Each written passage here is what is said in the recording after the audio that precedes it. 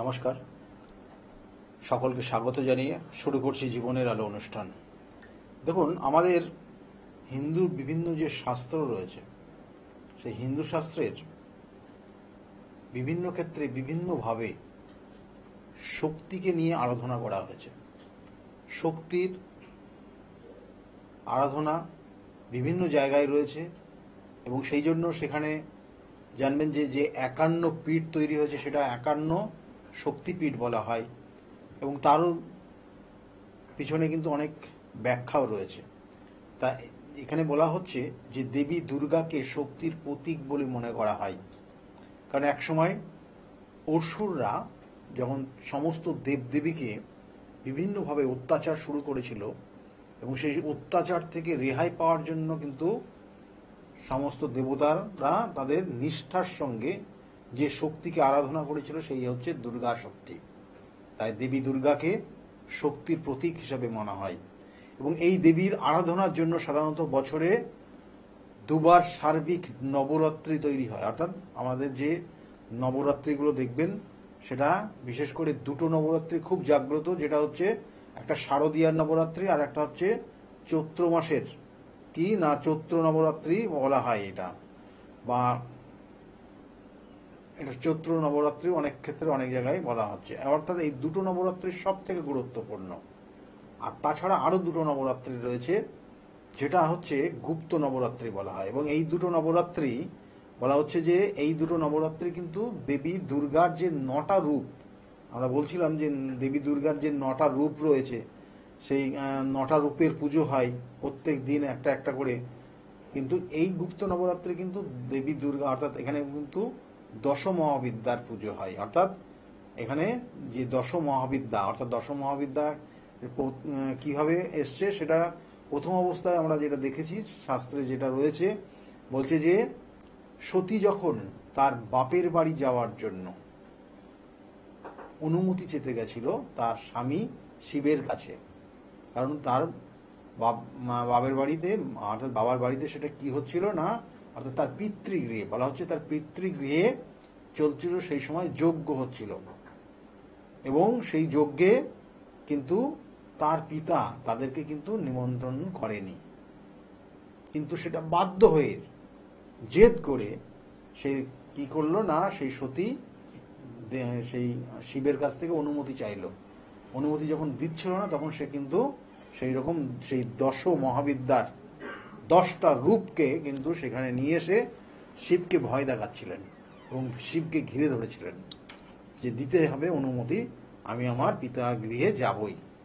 এবং সেখানে তারপরে যেটা হয়েছিল, সেই দক্ষ যজ্ঞ, অর্থাৎ সেই দক্ষরাজ, অর্থাৎ তার পিতা ছিল দক্ষরাজ, তিনি যে যজ্ঞের আয়োজন করেছিলেন সেই যজ্ঞে গিয়ে সেই রাগের বশে তিনি সেখানে নিজেকে আহুতি দিলেন এবং যেহেতু তার পিতা তার স্বামীকে বিভিন্নভাবে কিন্তু অসম্মানিত করেছিল বলে, তাহলে তারপরে সেখান থেকে তারপরে অনেক কাহিনী রয়েছে। তারপরে যেটা আপনারা জানেন যে 51 পীঠ তৈরি হয়েছে, সেখানে সেই সতীর 51 খণ্ড যেখানে যেখানে পড়েছে এবং এখানে এখন বর্তমানে যেটা কামাখ্যা পীঠ আপনারা জানেন, সেখানে মা সতীর সেই যোনি পীঠ বলা হয় এবং সেখানে যোনির যে খণ্ড সেখানে পড়েছিল। তারপরে তো এখানে সেই যোনি পীঠও বলা হয় বা কামাখ্যা পীঠও বলা হয় এটাকে, বা এখানে গুপ্তপীঠও বলা হয় এটা। তো এইগুলো তো রয়েছেই এবং এই সময় এই যোগে চলছে সেখানে পুজো পাঠ বা সেখানে বিভিন্ন ধরনের ক্রিয়া, কারণ এখানে হচ্ছে এটা গুপ্তপীঠ, যেহেতু এখানে কিন্তু যে কোনো সাধনা কার্যকারী হয়, সেই জন্য এই সময় বিভিন্ন সন্ন্যাস এবং যারা বিশেষ করে তান্ত্রিক যারা রয়েছেন বা বিভিন্ন সাধু সন্ন্যাস যারা রয়েছেন, তাদের এই সময়টা ভীষণ গুরুত্বপূর্ণ এবং তারা সেখানে বিভিন্ন ধরনের বিভিন্ন মন্ত্র পাঠ থেকে আরম্ভ করে বিভিন্ন তপস্যা সেখানে করেন এবং সেই তপস্যায় সম্পূর্ণ হয়। তো এই জায়গাগুলো রয়েছে, কিন্তু এই সময় মন্দির বন্ধ থাকে, মন্দিরের বাইরেই সমস্ত কিছু মেলা টেলা হয়। আর যাই হোক, এখানে যেটা বলা হচ্ছে যে মেন করে যেটা আমরা বিশেষ যে বিষয়ের মধ্যে রয়েছি, এই মাঘ মাস এবং আষাঢ় মাসে যে দুটো নবরাত্রি দেখা যায়, অর্থাৎ আমি একটা বললাম চৈত্র মাস আর একটা আশ্বিন মাস, যেটা হচ্ছে মেন নবরাত্রি এবং এটা নবরাত্রি হিসাবেই পুজো হয়। আর মাঘ মাস এবং আষাঢ় মাসের যে নবরাত্রি হয়, এই দুটো নবরাত্রি গুপ্ত নবরাত্রি। এবং এই গুপ্ত নবরাত্রি বলছে এটা কিন্তু তান্ত্রিকদের জন্য বা সাধু সন্ন্যাস যারা তাদের জন্য এটা খুবই খুবই গুরুত্বপূর্ণ। এবং এই গুরুত্বপূর্ণ তিথিতে যে কোনো কাজ করলে আপনি সে যে কোনো স্থানেই করুন না কেন, সেটা আপনি আজকে কামাখ্যা পীঠে সেখানে বিভিন্ন ক্রিয়া হচ্ছে সেই যোগে সেটা রয়েছে, কিন্তু যে কোনো স্থানে যে কোনো জায়গায় আপনি যদি এটা করেন সঠিকভাবে তিথি ধরে, তাহলে সেখানে কিন্তু উপকার রয়েছে। এবং এর সঙ্গে সঙ্গে বলা হচ্ছে যে এই নবরাত্রিতে বলছে বিভিন্ন অভীষ্ট সিদ্ধি লাভ করা যায়, অর্থাৎ যে কোনো কাজ করার জন্য এটা উপযুক্ত একটা সময় এই গুপ্ত নবরাত্রি। এবং বলছে শাস্ত্র অনুসারে এই দুই তিথির যাবতীয় সাধনা সাধককে সর্বসিদ্ধি প্রদান করে, অর্থাৎ এই তিথিতে যে কোনো সাধক যে যদি সঠিকভাবে সাধনা করতে পারে, সঠিকভাবে সে সাধনায় নিবৃত্ত হয়, তাহলে সে তার সাধনা পরিপূর্ণতা পাবে। এবং যদি কারোর জন্য সে সাধনা করে, কারোর জন্য সে পুজো পাঠ করে, কারোর প্রতিকারের জন্য, কারোর সমস্যার তার নিবারণের জন্য যদি কোনো কর্ম করে সঠিকভাবে নিষ্ঠার সঙ্গে, তাহলে তার কিন্তু সেই সমস্যা থেকে সে রেহাই পাবে বা মুক্তি পাবে। সেই সময় বলা হচ্ছে, সেই জন্য এই সময় যে কোনো গ্রহদোষ রয়েছে, গ্রহদোষ খণ্ডনের সব থেকে গুরুত্বপূর্ণ সময় রয়েছে, যে কোনো গ্রহদোষ। তারপরে রয়েছে বিভিন্ন ধরনের বিভিন্ন সমস্যা, সে কর্মজীবন হতে পারে, সাংসারিক জীবন হতে পারে, আর্থিক জায়গা হতে পারে, ব্যবসার ক্ষেত্র হতে পারে, সমস্ত ক্ষেত্র এই যে তিথিটা রয়েছে গুরুত্বপূর্ণ তিথি।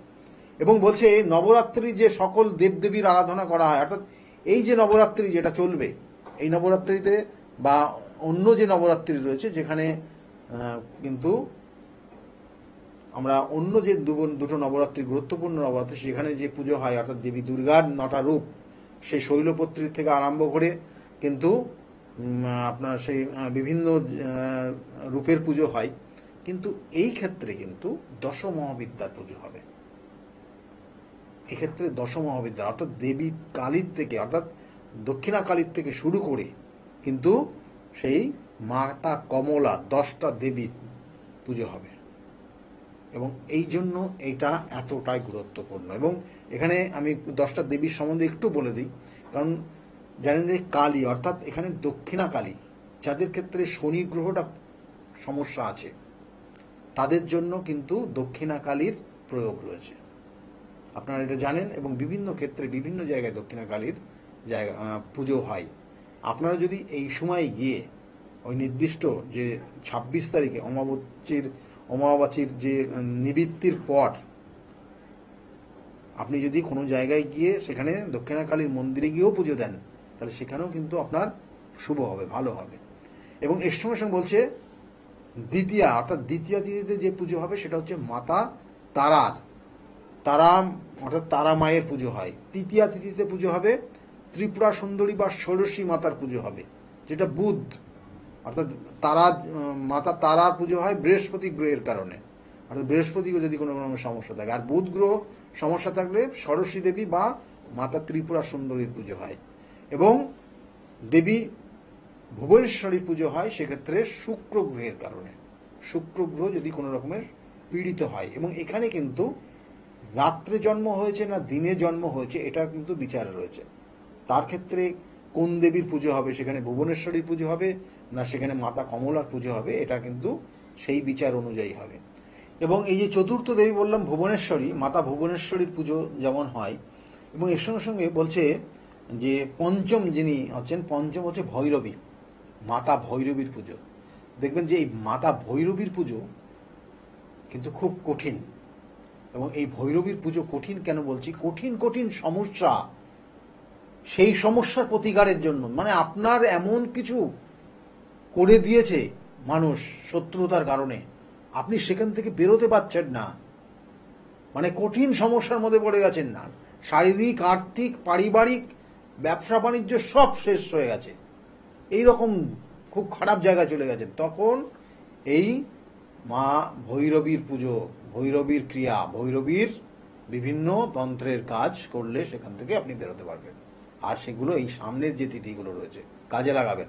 এবং এর সঙ্গে সঙ্গে বলা হচ্ছে ষষ্ঠ দেবী ছিন্নমস্তা, মাতা ছিন্নমস্তার যে পুজো, অর্থাৎ আপনার ক্ষেত্রে আপনার সন্তান অবাধ্য হয়ে গেছে, আপনার স্বামী অন্য সঙ্গে মিশে গেছে, নেশায় আসক্ত হয়ে গেছে, আপনার পরিবারের কেউ কোনো তৃতীয় ব্যক্তির দ্বারা বিভিন্ন ধরনের সমস্যায় জড়িয়ে যাচ্ছে, অবৈধ সম্পর্কে জড়িয়ে যাচ্ছে, সেক্ষেত্রে এই ছিন্নমস্তার প্রয়োগ করতে হবে।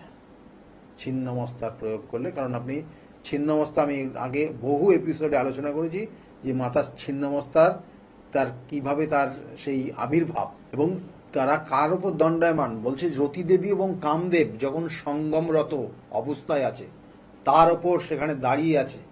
সুতরাং আপনার ক্ষেত্রে যদি কোনো রকমের কোনো কেউ পরক্রিয়ায় আসক্ত হয় আপনার পরিবারের, বা কেউ দেখা গেল অবৈধ কোনো সম্পর্কে জড়িয়ে গেছে, সেক্ষেত্রে এই ছিন্নমস্তার প্রয়োগ রয়েছে। এবং এর সঙ্গে সঙ্গে পরবর্তীতে হচ্ছে ধূমাবতী, অর্থাৎ ধূমাবতী যিনি হচ্ছে সপ্তম দেবী দশ মহাবিদ্যার, এবং এই ধূমাবতীর আবির্ভাব বিষয় তো রয়েছে, এবং তার সঙ্গে সঙ্গে এই ধূমাবতীর প্রয়োগ দেখা গেল গুপ্ত কোনো শত্রু আপনার চারিদিক দিয়ে ঘিরে ধরেছে, গুপ্ত শত্রুতার কারণে আপনি বেরোতে পারছেন না, আপনার চারিদিকে শত্রু, কি করবেন, সেক্ষেত্রে এই ধূমাবতীর প্রয়োগ রয়েছে। আর প্রকাশ্যে শত্রু আপনি বুঝতে পারছেন, উটকো ঝামেলার মধ্যে জড়িয়ে দিচ্ছে, আপনার চারিদিকে অশান্তি লেগেই আছে, আপনার পরিবারের মধ্যে সুখ শান্তি নেই, সেক্ষেত্রে তার অষ্টম দেবী রয়েছে, সেই হচ্ছে মাতা বগলা। সেই শত্রুকে কেমন দমন করছে আপনি তার মূর্তি দেখলেই বুঝতে পারবেন। তার জিহ্বাকে টেনে ধরে, সেক্ষেত্রে কিন্তু তার ডান হাত দিয়ে, অর্থাৎ বাঁ হাত দিয়ে জিহ্বাকে টেনে ধরে ডান হাত দিয়ে তার উপর কিন্তু আঘাত করছে, এবং সেই স্তম্ভন ক্রিয়া, যে ক্রিয়াগুলো করলে পারে সেখান থেকে সেই শত্রু তার দমন করা যায়, তাহলে সেই জায়গাটা রয়েছে এই নির্দিষ্ট তিথিতে। তাই বলা হচ্ছে এই অষ্টম দেবীর অর্থাৎ এখানে হচ্ছে মাথা বগলা। এবং নবম দেবী মাতঙ্গিনী, দেখবেন যে অনেকের ক্ষেত্রে রবি, এখানে রবি গ্রহ কানেক্টেড হয়, এবং মাতা বগলা মঙ্গল গ্রহ। সপ্তম অর্থাৎ সপ্তম দেবী ধূমাবতী, এখানে কেতু গ্রহের কানেকশন। আর ষষ্ঠ দেবী হচ্ছে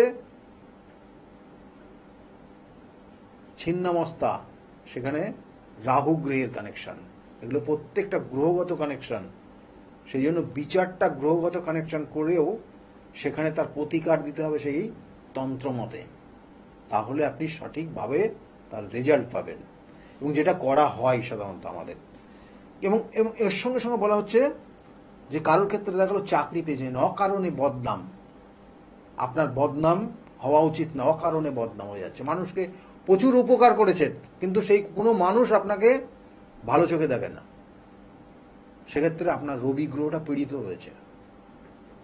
কোনো কোনো ক্ষেত্রে দেখা গেল যে হঠাৎ করে চাকরির ট্রান্সফার হয়ে গেল, একসময় আপনি প্রচুর সহযোগিতা করেছেন, আপনি যে ডিপার্টমেন্টে আছেন আপনার গোল্ডেন টাইম, আপনার লাইফের গোল্ডেন টাইমটা সেখানে ব্যয় করেছেন, ভুলে গেছেন যে আপনার আগামী দিনে কি হবে, আপনি তাদের জন্য করেছেন, কিন্তু আজকে আপনার সেই জায়গাটা দেবে না, জানবেন যে আপনার রবি গ্রহের কোনো নেগেটিভ ফল দিচ্ছে সেখানে, চাকরির থেকে আপনাকে ছাড়িয়ে দিল, বরখাস্ত করে দিল, তাহলে তখন তার যে তান্ত্রিক যে প্রয়োগ রয়েছে, দশমহাবিদ্যার যে প্রয়োগ রয়েছে, সেটা হচ্ছে মাতা মাতঙ্গিনী প্রয়োগ। সেই প্রয়োগ করলে পারে এখান থেকে সেখানে বের করে নিয়ে আসা যাবে। আর তারপরে হচ্ছে মাতা কমলা।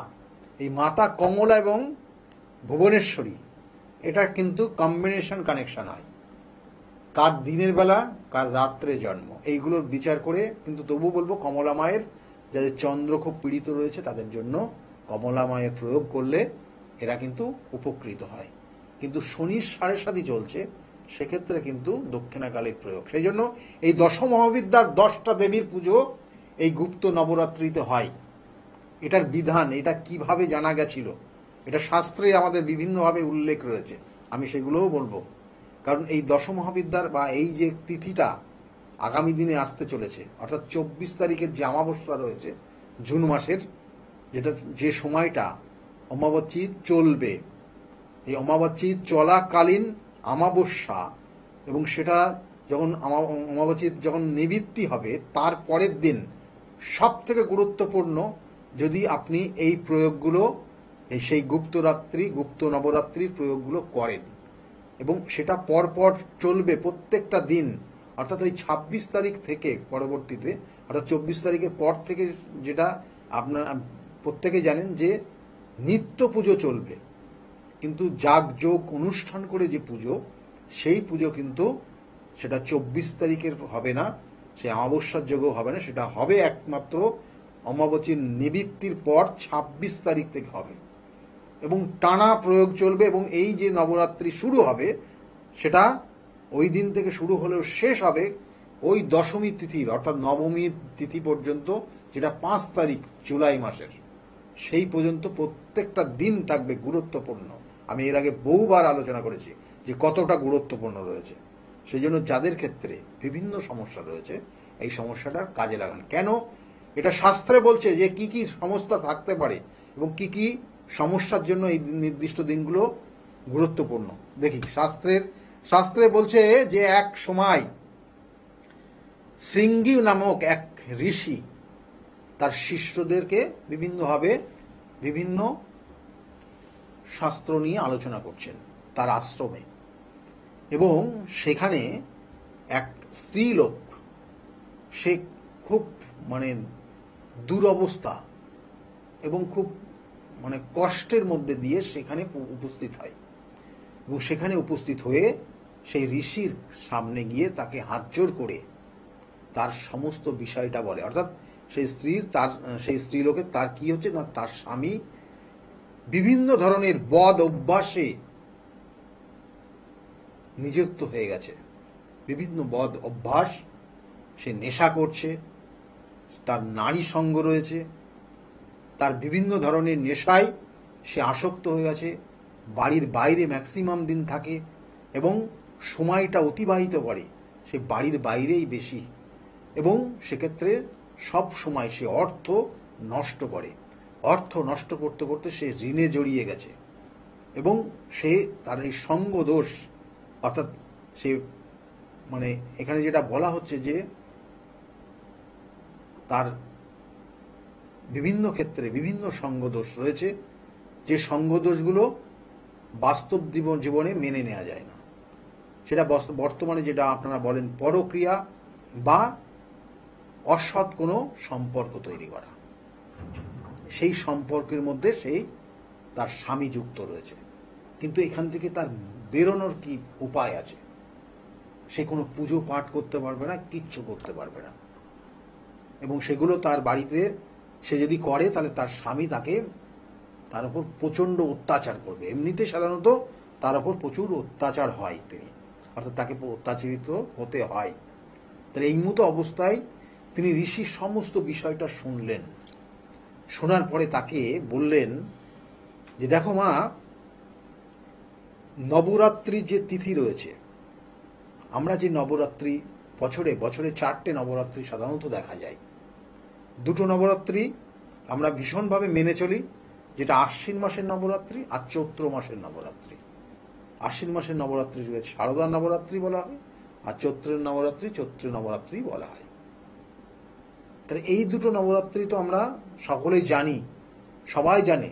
আপনি যদি পুজো করেন বা তুমি যদি বাড়িতে গিয়ে পুজো করো, তাহলে তোমাকে হয়তো বলতে হবে যে না, এই নবরাত্রির পুজো হচ্ছে। কিন্তু আরো 2টো নবরাত্রি রয়েছে, যে নবরাত্রির তিথিতে এই ধরনের সমস্যার থেকে ভীষণ কার্যকরীভাবে মুক্তি পাওয়া যায়, যেটা হচ্ছে 2টো গুপ্ত নবরাত্রি রয়েছে। একটা হয় মাঘ মাসের অমাবস্যা তিথির পর, আর একটা হয় আষাঢ় মাসের অমাবস্যা তিথির পর। এই নবরাত্রিতে কিন্তু নবদুর্গার পুজো হয় না। গুপ্ত নবরাত্রিতে নবদুর্গার পুজো না হয়ে সেখানে দশ মহাবিদ্যার পুজো হয়, সেটাও কিন্তু সেই শক্তির দেবীরই পুজো হয়। এবং এই নবরাত্রি দুটো আরো গুরুত্বপূর্ণ তন্ত্রের শাস্ত্রের ক্ষেত্রে। যারা তান্ত্রিক, যারা বিভিন্ন ধরনের বিভিন্ন কর্মের মধ্যে যুক্ত রয়েছেন, মানুষকে সঠিক সহযোগিতার হাত বাড়িয়ে দিতে যাচ্ছেন, তাদের জন্য এটা ভীষণ ভীষণ কার্যকরী। এবং এই সময় তারা নিজেদেরকে আরো ভালো রাখার জন্য, ভালো কিছু করার জন্য তারা কিন্তু প্রতিজ্ঞাবদ্ধ হয় এই নবরাত্রিতে, এবং তাদেরও যথেষ্ট কাজ রয়েছে। সেইভাবে তিনি তাকে পরামর্শ দিলেন এবং বললেন, তুমি যদি এই সময়টা তুমি নিজ গৃহে যদি কিছু কাজ করো, তাহলে তোমাকে কেউ জিজ্ঞাসা করবে না যে তুমি এখন কি করছো এই অবসর সময়, অসময়ে। সেই জন্য তোমাকে কিছু জিজ্ঞাসা করবে না। কিন্তু এই যে সময়টা খুব গুরুত্বপূর্ণ, তুমি করলে এখান থেকে তুমি মুক্তি পাবে। তোমার স্বামী, তুমি যেটা চাইছো সেই জায়গাটা তার পরিবর্তন আসবে এবং সে ভালো হয়ে যাবে। এবং সেই উপদেশ নিয়ে সে তার বাড়িতে নিজে গৃহে এসে সে কিন্তু সেই পুজো অর্থাৎ সেই ক্রিয়া আরম্ভ করলো। এটার জন্য ঘট স্থাপন করতে হয় না, ঘট স্থাপন হয় না। এটার জন্য নির্দিষ্ট ক্রিয়া রয়েছে, নির্দিষ্ট মন্ত্র বল রয়েছে এবং নির্দিষ্ট ক্রিয়ার মাধ্যমে হয়। যেহেতু তার পরিবেশটা পুজো করার উপযুক্ত না, সেজন্য তাকে সেই মতো কিন্তু উপদেশ দিল এবং সে সেই মতো ভাবে বাড়িতে গিয়ে কাজ করেছিল এবং তার কারণে তার স্বামী কিন্তু ভালো হয়ে গেছিল।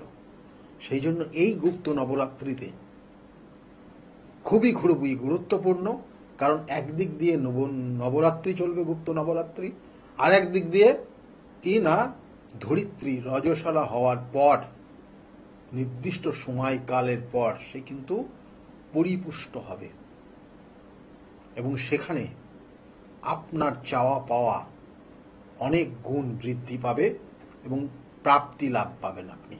অর্থাৎ তার কাছ থেকে, মাতা ধরিত্রীর কাছ থেকে আপনি আপনার যে প্রাপ্তি সেটা কিন্তু অনেকটা বেশি পাবেন। সেই জন্য এই সময়টা এতটা গুরুত্ব রয়েছে। সেই ২৬ তারিখ থেকে শুরু হবে একদম ৫ তারিখ পর্যন্ত জুলাই মাস।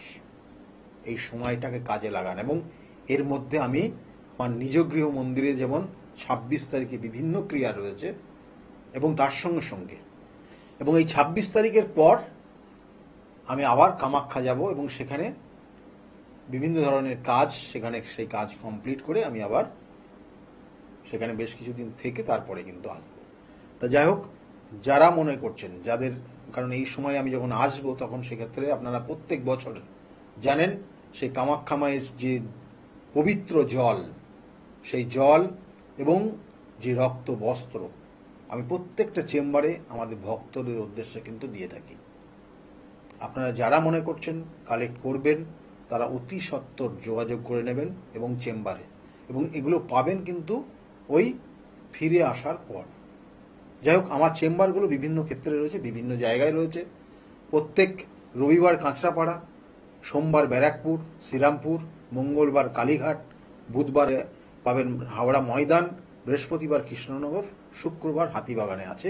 তাছাড়াও কখনো বহরমপুর, কখনো বর্ধমান, কখনো তারাপীঠ বা কখনো মেছেদায় চেম্বার রয়েছে। তাছাড়াও বাইরেও চেম্বারগুলো রয়েছে। কারণ প্রতিকার প্রতিবিধান আমি বারবার বলি, কারণ এই তিথি নক্ষত্রগুলোকে নিখুঁতভাবে আপনাদের সামনে উপস্থাপনা করি এই কারণেই, কারণ তিথি নক্ষত্রগত কানেকশন অনুযায়ী যদি আপনার প্রতিকার, আপনার যে সমস্যা রয়েছে সেই সমস্যার প্রতিকার প্রতিবিধান করা যায়, তাহলে অবশ্যই আপনি ভালো ফল পাবেন।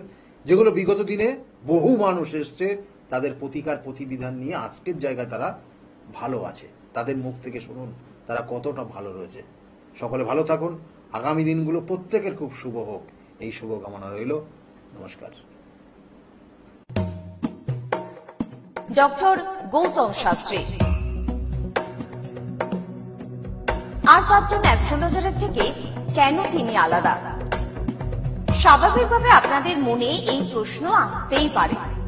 দূর দূরান্ত থেকে নানান সমস্যায় জর্জরিত মানুষ ছুটে আসে তার কাছে।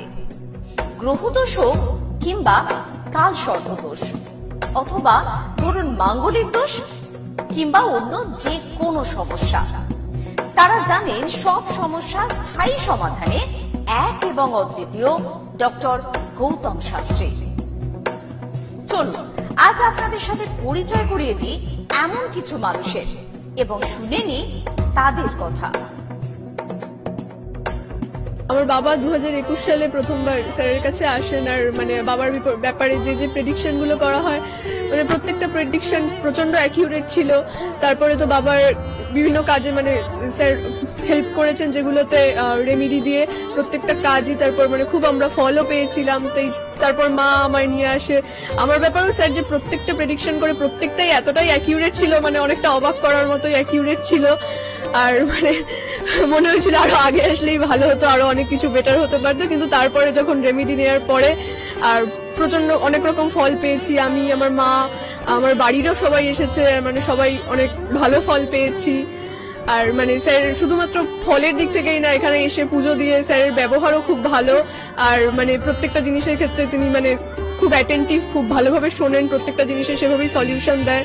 তো আমি এসে তো খুব ভালো ফল পেয়েছি। আপনারা যদি দেখে থাকেন, আসবেন, মানে অবশ্যই ফল পাবেন। অনুপ চন্দ্র, আমি ডক্টর গৌতম শাস্ত্রী স্যারের সাথে বিগত 6 বছর ধরে মানে যোগাযোগে আছি।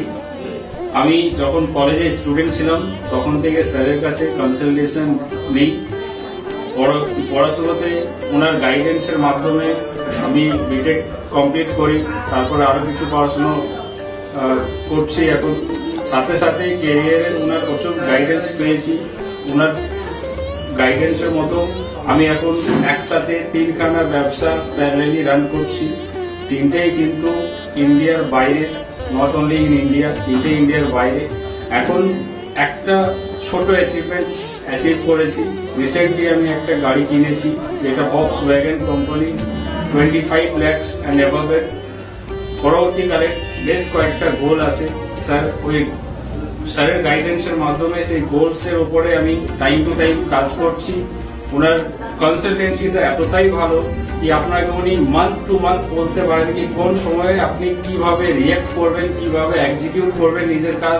যদি আপনি সেই কাজগুলো সেই ওনার কথা অনুযায়ী আপনি যদি এক্সিকিউট করেন, ডেফিনেটলি আপনার গোলটাও টাইম মতো কমপ্লিট হবে। আর আমি সবাইকে এটাই বলবো, যদি আপনারা বিশ্বাস করে আসেন তবেই কিন্তু হবে। যদি বিশ্বাস না থাকে তাহলে কিন্তু কোনো কিছু হবে না। আপনাকে সেই বিশ্বাসটা রাখতে হবে। স্যারের কাছে আমি 2019 সাল থেকে আসছি। তো আমি স্যারের কাছে এসে আমি স্যারের যা প্রেডিকশন ছিল সবগুলোই মিলে গেছে এবং হুবহু আমার কিছু না বলার আগেই উনি সবকিছু বলে দিয়েছিলেন। তাই জন্য আমি ফল পেয়েছি বলে আমি ওনার কাছে এত দূর কাঁচরাপাড়ে এসেছি। দাদার কাছে এসে আমি আমার নিজের সংসারের যা দায়িত্ব ছিল, অসুবিধা ছিল, সেই সবগুলোও আমি পেয়েছি। কি কাজকর্ম ছিল না, সেই সব কাজকর্মগুলোও আমি নিজের এতে পেয়েছি, সবকিছু পেয়েছি। যেখান থেকে যা আমি ঋণ করেছিলাম সেগুলোও আমি আজ শোধ করতে পেরেছি। নিজেকে অনেক সংসার থেকে আমি মুক্ত হতে পেরেছি সবকিছু করে। আমি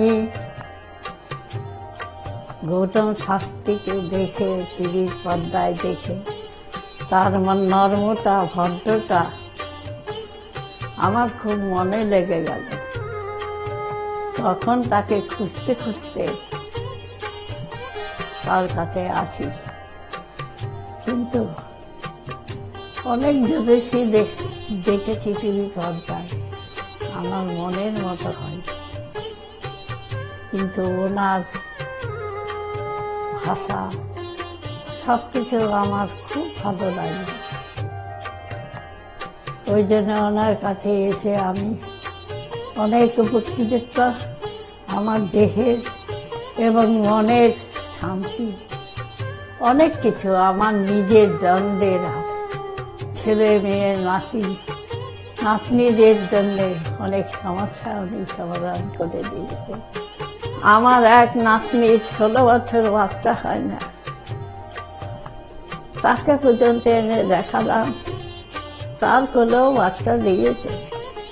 এর থেকে আনন্দ আমার আর কি আছে? তার কোনো চাহিদা নেই, কোনো চাহিদা নেই। দিলেই কি না দিলেই কি, কোনো চাহিদা নেই। আপনারা একবার এসে যোগাযোগ করেন।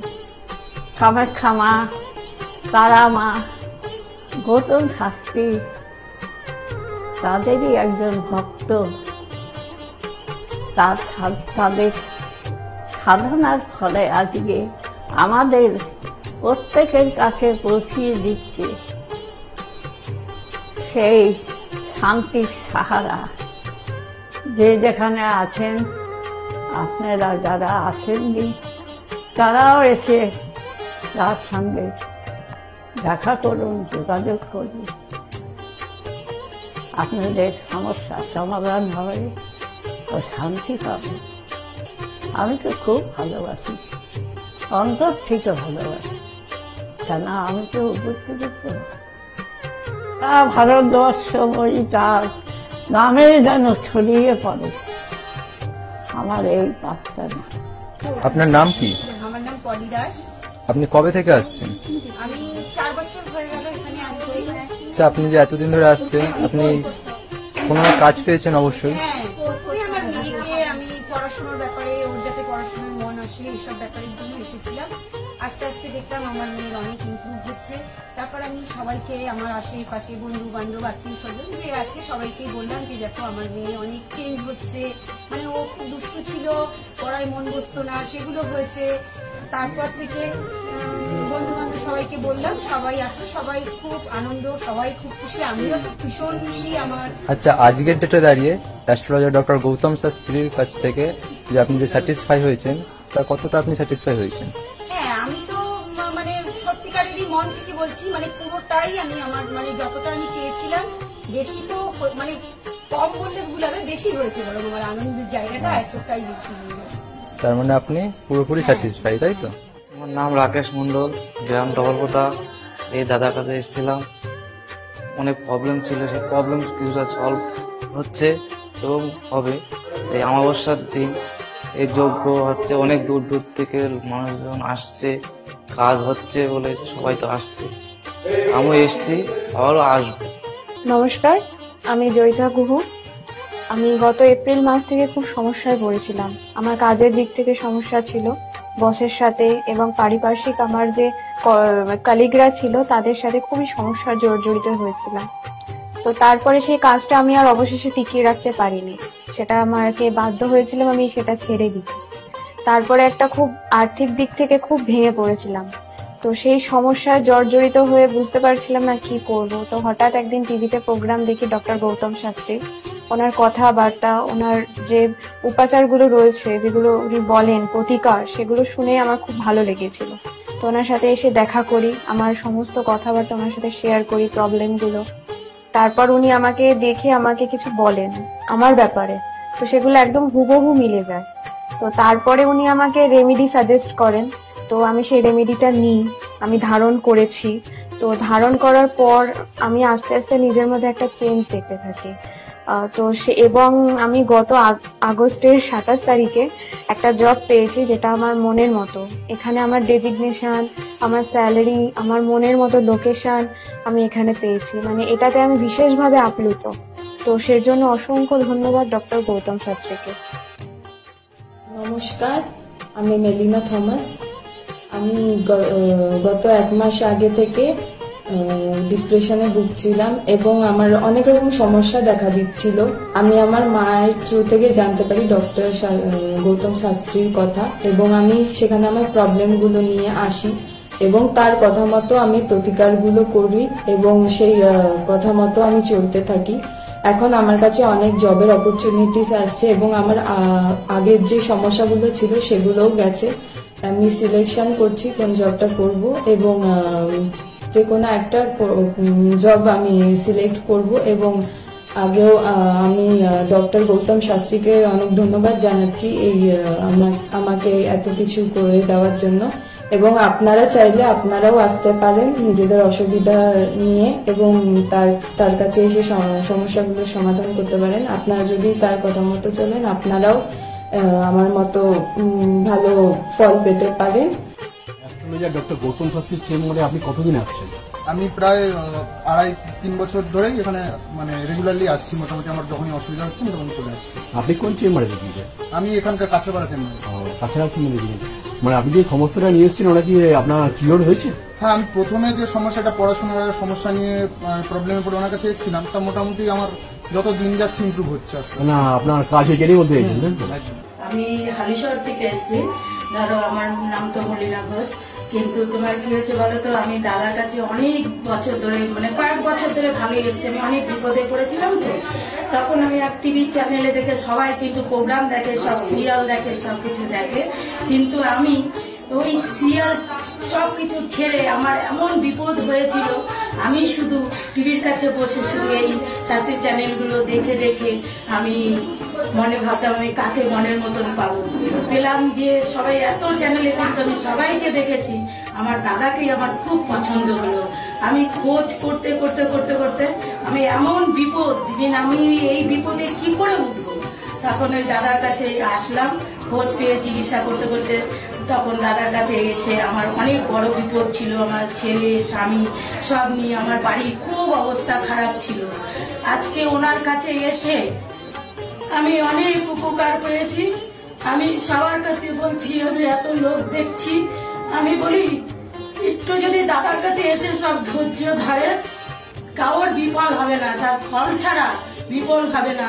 আমি ভাবি যে আমি অনেক লোকও পাঠিয়েছি, আমরা যদি প্রচার করতে পারি, অনেকে আছেন এই দাদার কথা বলবো না, বলবো না, কিন্তু না বলেন, মানুষ যদি বিপদের হাত থেকে বাঁচে সবারই তো ভালো হয়। কিন্তু দাদার কাছে আসার পরে আমার এমনও মাঝে একটা এমনও বিপদ গেছে, এই দাদাই আমাকে এই বিপদের হাত থেকে উঠিয়েছে। এর জন্য আমি দাদার কাছে সারা জীবনের জন্য কৃতজ্ঞ থাকি। দাদাকে চাই দাদাও ভালো থাকুক, আমরাও যেন দাদার কাছে এসে দাদা আরো সুস্থভাবে যেতে পারি। শুনলেন তো, এনাদের প্রত্যেকের আশা, ভরসা এবং বিশ্বাসের একটাই নাম, ডক্টর গৌতম শাস্ত্রী, যার সম্পর্কে আমরা এত কিছু শুনলাম। চলুন এবার দেখে নিই তিনি কি বলছেন। আজকের যে ফিডব্যাক আপনারা পাচ্ছেন, এগুলো কিন্তু আমার সবটাই আমার গুরুদেবের আশীর্বাদ। কারণ গুরুদেব আমাদেরকে একটা জিনিসই বলেছিলেন যে যেভাবেই হোক মানুষকে উপকার করলে তোমার কিন্তু আগামী দিনে দেখবে তোমার মানুষ কিন্তু তোমার পাশে এসে দাঁড়াবে। এবং সেইভাবেই আমি কিন্তু যেভাবে সকলের উপকার বা আমি যতটা কাজ করছি সকলে উপকৃত হচ্ছে, এবং এর জন্য আমিও কিন্তু খুব আনন্দ পাই যখন তারা বলে যে না দাদা, আমি আপনার এই কারণে এই জন্য এসেছিলাম, এই কাজটা আমি পেয়ে গেছি। সুতরাং আমিও চাই যে এইভাবে মানুষের পাশে থেকে মানুষকে সহযোগিতা করে মানুষকে আরো ভালো জায়গায় পৌঁছে দেওয়া। যাদের খুব দুঃখের মধ্যে, কষ্টের মধ্যে আছে, তাদেরকে কিছুটা গাইড করে তারা যদি আরো ভালো জায়গায় যেতে পারি এবং ভালো জায়গায় তাদেরকে যদি নিয়ে যেতে পারি, এটাই হচ্ছে আমার মেন উদ্দেশ্য। অর্থাৎ তারা যদি আরো ভালো জায়গায় যেতে পারে, সেখান থেকে যে আনন্দ উপভোগ করতে পারবো আমি, সেটা কিন্তু চিরস্থায়ী থেকে যাবে। তাহলে আর দেরি কেন, চটপট ফোন করুন 9836410969 অথবা 8335805241 এই নাম্বারে। শুধুমাত্র একটি ফোন, যা পাল্টে দিতে পারে আপনার গোটা জীবন। জ্যোতিষবিদ, বাস্তুবিদ, হস্তরেখা বিশারদ ও স্পিরিচুয়াল গাইড ডক্টর গৌতম